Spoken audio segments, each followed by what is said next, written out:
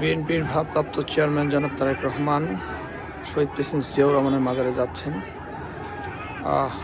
এখানে লক্ষ লক্ষ মানুষ তাকে অভ্যর্থনা জানার জন্য, এক নজর দেখার জন্য দাঁড়িয়েছেন প্রিয় নেতাকে।